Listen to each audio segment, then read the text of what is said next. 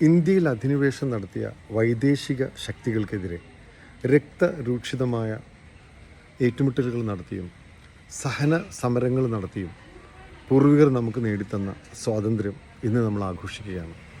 എന്നാൽ പതിറ്റാണ്ടുകൾക്ക് മുമ്പ് ഫലസ്തീൻ കീഴടക്കിയ ഇസ്രായേൽ എന്ന് പറയുന്ന അധിനിവേശ ശക്തിക്കെതിരെ പോരാട്ടം നടത്തുന്ന ഫലസ്തീനിലെ ചെറു സംഘങ്ങളെ തീവ്രവാദികളെന്നും ഭീകരന്മാരെന്നും വിളിച്ച് ആക്ഷേപിക്കുകയാണ് ഇന്ത്യയിലെ തന്നെ ബഹുഭൂരിപക്ഷം ജനങ്ങളും.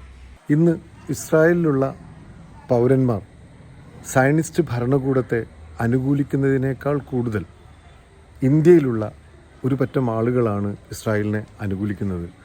ഗസയിലെ പാവപ്പെട്ട ജനങ്ങൾ കൊല്ലപ്പെടുമ്പോൾ ആഹ്ലാദം പ്രകടിപ്പിക്കുന്നതും ഇന്ത്യയിലാണ്. ലോകത്തെ എല്ലാ രാജ്യങ്ങളിലും പ്രതിഷേധ പ്രകടനങ്ങളും മാർച്ചും നടക്കുമ്പോൾ ഇന്ത്യയിൽ മാത്രമാണ് അതിന് ഭരണകൂടം വിലക്കേർപ്പെടുന്നതും ചില കോടതികൾ അതിനെ നിരുത്സാഹപ്പെടുത്തുന്നതും. തീർച്ചയായും ഇത് പരമ്പരാഗതമായി ഇന്ത്യയുടെ വിദേശ നയത്തിനെതിരാണ്. അതേപോലെ ഇതുവരെ ഇന്ത്യ പിന്തുടർന്നു വന്ന മൂല്യങ്ങൾക്കും നമ്മുടെ പാരമ്പര്യത്തിനും എതിരായ കാര്യങ്ങളാണ് ഇന്ത്യയിൽ സംഭവിക്കുന്നത് എന്ന് ഈ ദിവസം പറയാതിരിക്കാൻ വയ്യ.